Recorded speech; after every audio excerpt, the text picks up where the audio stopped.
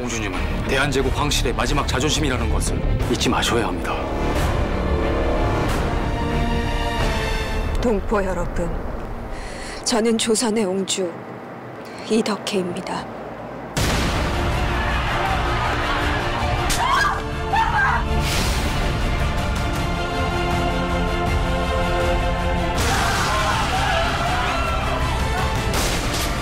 제가 지켜드리겠습니다. 아셨죠?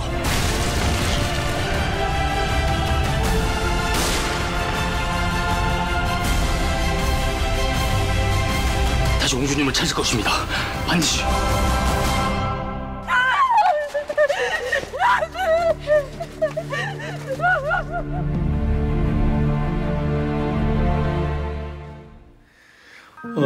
저희 문경문학관에서 33인 육필향기를 담다 전시회를 개최하고 있는 중입니다. 오늘은 멀리 울산에서 오신 귀한 손님이 계십니다. 덕혜옹주를 쓰셔서 밀리언셀러가 되신 금비영 작가님을 모시고 오늘 우리 문경문학관과 그리고 문학에 대한 말씀을 나눠보도록 하겠습니다. 안녕하십니까? 환영합니다. 안녕하세요. 반갑습니다. 먼저 저희 이제 문경문학관에 처음 와보셨잖아요. 네네. 그리고 이제 쭉 한번 둘러보셨습니다. 네. 문경문학관을 둘러보신 소회라 그럴까? 네. 느끼는 점이 있다면 한 말씀 해주시죠.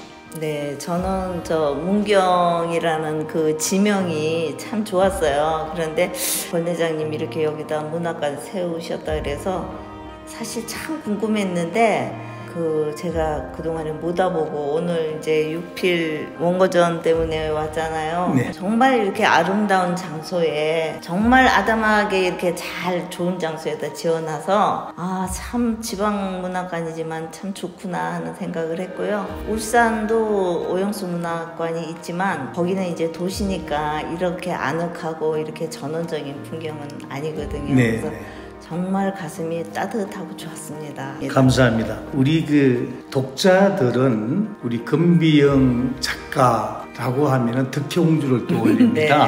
네, 네. 그만큼 덕혜옹주는 2016년에 교보문고에서 조사를 한 적이 있었어요. 거기에서 지난 10년간 가장 많이 읽힌 도서로 8위에 랭크가 되어 있더라고요. 그래서 우리가 밀리언셀러뿐이 아니고 영화로도 개봉이 되었죠. 오늘 마침 작가님께서 육필원고전에 80년대부터 문예현상 공모라든가 작품을 쓰셨던 원고들을 보내주셨어요. 그래서 우리 그 육필원고전이 더 빛나게 되었습니다.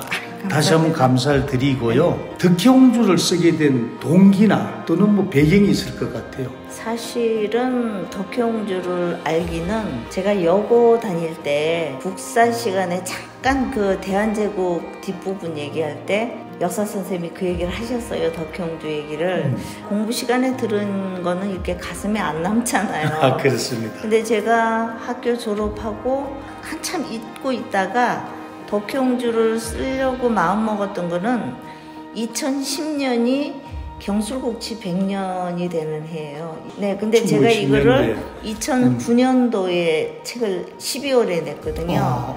근데 그 2, 3년 전에부터 우리가 경술국치를 다시 생각해봐야 된다는 이런 분위기가 일었어요. 네. 그래서 이제 뭐 사설도 나오고 뭐 대한제국의 그 인물들도 찾아서 조명하고 그러는데 우연히 이제 덕혜옹주를 보게 된 거죠, 사진을. 네. 그래서 5살 때쯤 된 이렇게 당이 있고 이렇게 쪽돌이 쓴 그런 사진을 보고 제가 이런 말씀하면 다들 좀 의아해하실지 모르지만 푹 빠져들었어요. 그래서 내가 학교 다닐 때도 잠깐 배웠었는데 근데 그게 머릿속에 안 있는 거예요. 그래서 이분에 대해서 알아보자 하고 이제 자료 조사를 하기 시작해서 사실은 자료 조사가 많이 힘들었는데 그래도 일본 여자분이 쓴 혼마야스코라는 분이 쓴 덕혜희라는 책을 알게 됐어요. 근데 그 책을 내가 참고로 하기 위해서 그 번역한 걸 보면서 일본 작가도 우리나라 옹주에 대해서 이렇게 관심을 갖고 책을 내는데 우리나라 작가는 아무도 쓴 사람이 없는 거예요. 그래서 그럼 내가 써보자. 그러고 이제 덕혜옹주 묘소에 가서 무릎 꿇고 이제 꽃바구니 받치면서 마마의 일생을 제가 다시 살려보려고 합니다. 제 무딘 붓끝에 좀 힘을 주십시오. 그러고 인사를 하고 그때부터 이제 쓰기 시작한 거죠. 그래서 뭐 대마도 뭐 일본 덕혜옹주가 살았던 영춘왕이 살았던 이런 장소 동경 아카사카궁 정말 많이 다녔어요. 네. 그래가지고 자료 조사 한 2년 하고 한 1년 좀 썼던 것 같아요. 12월 7일 첫 책이 나온 거죠. 근데 2010년이 경술국지 100년이니까 막 이제 그때부터 뭐 신문, 방송 이런 데서 막 이제 조명을 하기 시작하는 거예요. 타이밍이 기가 막히게. 그러니까 이제 더군다나 뭐 권비용이라는 작가 이름은 들어본 적도 없으니까 뭐 이게 뭐 실제 작가냐 뭐 이런 얘기도 있고 그랬는데 네. 그러니까 저는 아마 이제 경술국지 그 100년이라는 것 때문에 더 이렇게 조명을 받았던 것 같아요. 네. 네. 덕혜옹주라고 하면 우리가 비운의 이제 조선의 마지막 왕녀라고 생각을 하는데요. 네. 그 덕혜옹주의 그 묘소까지 갔다 오셨다고 하는데 네. 덕혜옹주의 묘소는 어디에 있습니까? 지금 경기도. 그러니까 고종 뭐 명성황후, 영친왕, 뭐 의친왕 다 묻혀 있는 묘소 한쪽에 덕혜옹주 묘소가 있는 거예요. 예. 그래서 이제 제가 거기를 찾아가서 물어 찾아갔더니 그냥 갈 수가 없잖아요. 이제 처음 뵈러 가는데 그래서 이제 꽃집에 가서 꽃바구니를 1월 달쯤 됐어요. 굉장히 추울 때 꽃바구니를 하나 맞췄더니 어디 가시려고 꽃바구니 맞추세요? 그래서 덕혜옹주 묘소에 가려고 그래요. 그러니까 덕혜옹주 묘소에는 찾아오는 사람이 거의 없대요. 그러면서 나보고 뭐 하는 사람이냐. 그래서 그거 왜 물으세요? 그랬더니 덕혜옹주 묘소에 오는 사람은 역사학자거나 뭐 이런 사람만 몇 사람 왔다 갔고 일본 사람들이 몇 명 왔다 갔대요. 그래서 저보고 뭐 하는 사람이냐 그래서 소설 쓰는데요. 그랬더니 그래요? 그러더니 이제 그분이 10년 후에 갔는데 또 만났어. 그래서 알아보더라고요. 알아보고 어머 그때 덕혜옹주 쓰겠다는 그 아줌마 아니세요? 그래서 맞다고 했더니 책 나온 줄은 모르고 그분은 영화 나온 것만 알고 나 그 영화 봤어요 그러면서 좋아하시더라고요. 네. 그래서 그때는 제가 덕혜옹주 쓸 때는 홀렸다고 말을 해야 될까? 그 영에. 그래서 정신없이 온데 찾아다니면서 자료가 없는데도 불구하고 자료 찾느라고도 애썼고 쓰는 것도 이제 힘들고 쓰고 내가 서울에서 책을 낼 수 있으면 좋겠다 했고 그게 기회가 맞아서 이제 다산 출판사하고 계약을 했는데 그 후에는 이제 불 붙인 것처럼 너무너무 사랑을 받았죠. 사랑 정도가 아니었어요. 그렇죠. 네, 거의 총 부수가 100만 부 넘었다는 얘기를 듣고 정말? 그런데다가 제가 책 나오던 그 해에 하루키의 1Q84가 거의 같이 나왔어요. 그 다음 해가 제가 1Q84를 이겼어요. 아이고 지금. 그래서 아마 하루키 입장에서는 뭐 이거 듣도 보도 못한 뭐 신작이 이렇게 나를 이겨 하는 아마 그런 것도 있었을 것 같아요. 덕혜옹주의 그 한이라 그럴까? 네네. 또 우리 그 민족의 한 이런 것들이 아주 잘 나타나는 소설이 아닌가. 그래서 영화로까지 제작이 됐고 네네. 그리고 금비영이라고 하는 걸출한 그 무명 소설가를 무명 작가를 네. 그 소설가라는 이름을 얻도록 해준 게 그렇죠. 덕혜옹주죠. 예. 자 그런 분께서 그 다음에도 많은 작품들을 쓰셨잖아요. 네. 그러다가 또 금년에 네. 다시 하란사라고 하는 일제시대 때의 독립운동을 네, 했던 여성 독립운동가에 대한 또 소설을 또 출간을 하셨습니다. 거기 지금 하란사가 출간된 지가 한 3개월 정도 되나요? 3개월. 3개월 정도 됐는데 근데 반응이 좀 어떻다고 생각하세요? 덕혜옹주는 불 붙듯이 팔렸고요. 요거는 찬찬히 꾸준히 그렇게 나갈 것 같은 예감이 들어요.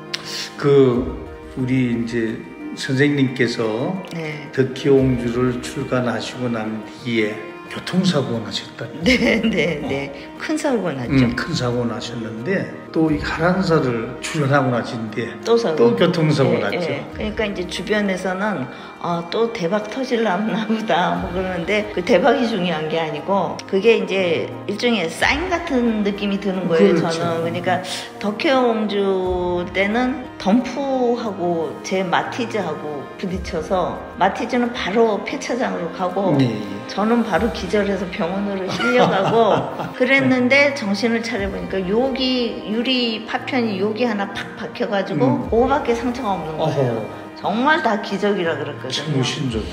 그러더니 이제 덕담이죠. 와서 대박 터질라 그러나 보다 뭐 이런 얘기를 했는데 정말 대박이 터진 거예요. 그래서 이제 하란사 때도 또 사고가 났어요. 근데 하란사 때도 이게 진짜 큰 화물차하고 했는데 그때 왜 저하고 통화할 때 저하고 그래서 여쭤보는 거예요.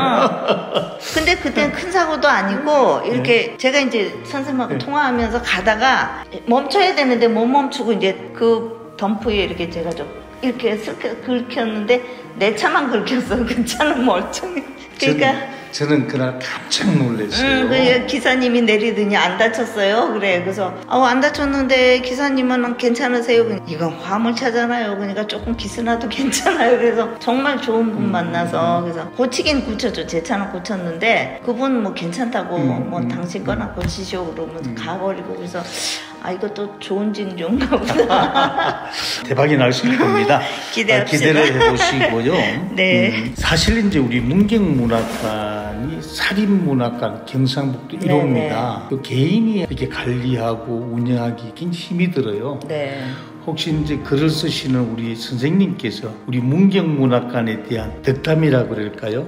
뭐 또는 어떻게 했으면 좋겠다고 하는 그런 바람이 있다면 한 말씀 해주시죠. 사실은 바람이라는 건 욕심이잖아요. 욕심이고 기대인데 저는 여기 와서 이렇게 둘러보고 개인이 이렇게 문학관을 만든 것만 해도 사실은 굉장한 일인데 이렇게 전국에 유명한 작가들 유필이나 이런 걸 다 모아서 이렇게 하시는 거 보고 정말 권 회장님의 그 열정과 그걸 많이 느끼고 있는데 이게 개인 문학관이기 때문에 뭐 경영면이나 아니면 경제적인 면이나 굉장히 힘들 것 같아요. 그죠? 지금 선생님이 그냥 하시는 걸 보면 감탄만 하고 있어요. 제가 이렇게 개인 문학관도 성공할 수 있구나. 근데 아까 우리 김태환 선생님 얘기가 나도 개인 문학관 만들 거예요. 그러더니 아까 오더니 안 한대. 앞으로 그 소리 안 하겠다고. 절대 못 한다고.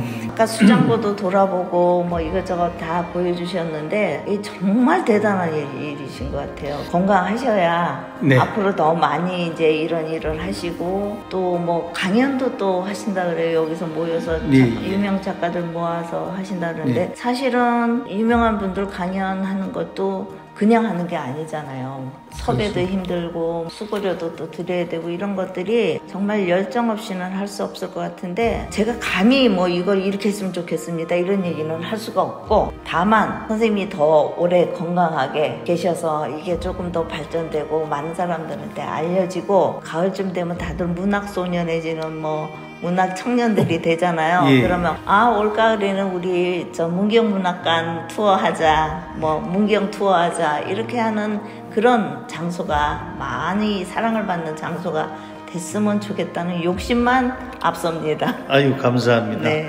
지금 우리 선생님께서 덕혜옹주와 올해 금년에 출간한 하란사에 대한 자료를 몇 점 가지고 오셨어요. 이걸 한번 설명을 좀 해주시면은 먼저 덕혜옹주부터 설명을 좀 해주시고요. 그래서 이제 제가 가져온 순서대로 하면 이게 2015년도 9월에 이제 울산에서 북 페스티벌을 했어요. 그래서 이때 이제 우리 좋아하는 이 허진설 가수가 성악가가 와서 이제 노래를 해줬는데 이분이 그 덕혜옹주 주제곡을 만들어서 불렀어요. 그래서 이제 눈물꽃이라는 노래를 여기 와서 했고 문협의 식구들하고 이렇게 해서 이거는 간단하게 우리가 이렇게 했어요. 15년도고요. 그러고 나서 이제 덕혜옹주가 영화화가 됩니다. 영화화 되는데 허진호 감독이 이제 제가 엄청 좋아하는 감독인데 마침 감독이 그분이라는 거예요. 그래서 만나서 막 얘기도 하고 내가 8월의 크리스마스 너무 재밌게 봤어요. 막 그러면서 얘기했는데 그때 나온 이게 요게 팜플렛 사진이에요. 예. 여기 이제 그 영화 할 때는 이게 크게 해서 걸렸죠. 예. 근데 요거를 제가 좀 해달라 그랬더니 이렇게 축소판으로 해서 이렇게 보내주셨고 뒤에는 이제 영화 장면들이 이렇게 이제 배우별로 이렇게 해서 구성을 해놨어요. 그리고 요거는 덕혜옹주 뮤지컬인데 이제 제가 여기 인사말도 뭐 이렇게 들어가 있어요. 요것도 그때 기념으로 제가 한 권 달라 그래가지고 가져왔던 거라 한 권 가져왔습니다. 요거는 이제 하란사. 그래서 이제 제가 덕혜옹주를 여기저기 사인을 해서 주다 보니까 학생 강연을 가잖아요. 네. 강연을 가면 애들이 종이 찍 쪄져가지고 와가지고 선생님 사인해 주세요. 근데 그건 아니잖아요. 그래서 그 다음에 제가 생각한 게 요런 걸 만들어서 그 사인 받으러 오는 애들한테 요걸 주면 굉장히 좋아하더라고요. 그래서 이제 오늘 선생님도 가시기 전에 사인 하나 해주시고 가십시오. 예. 그래서 이제 요거는 제가 사비로 만든 거예요. 출판사에다 얘기하기 싫어서 사비로 만든 거고 그 다음에 이제 하란사가 이제 책이 나왔잖아요. 그래서 이제 요거 필요성을 제가 느껴서 요런 걸 만들어 달라. 그랬더니 요렇게 이쁘게 만들어줬어요. 요 표지하고 똑같이 해서. 그래서 요건 종이도 좀 두껍고 조금 더 이거보다 세련됐잖아요. 그래서 요거 만들어가지고 이제 강연 갈 때마다 사인은 받고 싶은데 종이가 없거나 뭐 이렇게 사인 받을 데가 없는 사람들 여기다 해주니까 정말 좋아하더라고요. 네. 그래서 본인들도 이런 데다 가지고 있는 게 낫지 종이 찍 찢어가지고 노트에다 받아가는 거는. 그렇죠. 예, 그래서 이제 제가 요거를 만들었어요. 우리 선생님께서 우리 대한민국을 대표하는 소설가 중에 한 분이신데 우리 문경문학관을 또 찾아와 주시고 좋은 말씀을 주셔서 감사합니다. 지금 선생님께서 쓰신 그 작품들을 보면은 덕혜옹주도 그렇고 하란사도 그렇고 그 안에 또 몇 작품을 쓰셨잖아요. 그래서 우리 그 민족의 혼이라든가 민족 정서가 많이 감기되는 그런 작품을 써서 우리 국민들한테 공감을 얻는 그런 작품 쓰고 계시는데 앞으로도 대한민국의 미래를 위해서 또 우리 국민들에게 위로를 주기 위해서 그런 좋은 작품을 좀 많이 써주시기 바라겠습니다. 욕심은 그렇죠. 근데 이제 좋은 작품이 될지는 모르겠지만 열심히는 쓰고 있어요. 11월 달쯤 되면 집거를 하고 한 1월 달까지 구정전까지 한 작품을 탈고를 하려고 지금 생각하고 있어요. 작가가 할 수 있는 일은 최선의 일이 작품 쓰는 거잖아요. 그렇습니다. 예. 써서 발표되면 그것으로 작가로서 할 일은 다 한 거고 그 다음에 이제 뭐 인기가 있냐 책이 많이 팔리냐 아니냐는 그건 제 몫이 아니고 그죠? 작가 몫이 아니잖아요. 제 생각은 책에도 운명이 있다. 그렇습니다. 이 책이 나와서 얘가 운명적으로 뭐가 맞으면 잘 나가고 아니면 그러니까 제가 이제 덕혜옹주로 유명해졌지만 주변에서 이제 글을 쓰는 문인들은 그거보다 다른 작품이 훨씬 좋아. 근데 그 작품은 안 알려졌어. 그러면서 그 작품이 정말 좋은데 왜 안 알려졌을까? 뭐 이런 작품도 덜어 있어요. 그거는 지 운명이다. 제가 그렇게 얘기하는데 그러니까 욕심대로 작가의 욕심대로 다 되는 것 같지는 않고요. 작가는 열심히 쓰고 그거를 독자한테 보여줬을 때 호응이 오면 더없이 기쁜 거고 아니라도 나중에라도 책이 남아있고 권비영이 이런 책을 썼어 하는 것만 해도 작가로서는 충분한 행복감을 느끼지 않을까 그렇게 생각하고 씁니다. 감사합니다. 장시간 동안 우리 권비영 작가님을 모시고 우리 문경문학관에 오셔서 문학에 대한 얘기, 덕혜옹주, 하란사의 집필 동기라든가 또는 그에 감기된 많은 말씀을 해주셨습니다. 늘 건강하시고요. 또 좋은 모습으로 또 뵙도록 하겠습니다. 감사합니다. 네. 내일 문경문학관에 대한 사인을 좀 크게 일조라고 해갖고 요건 좀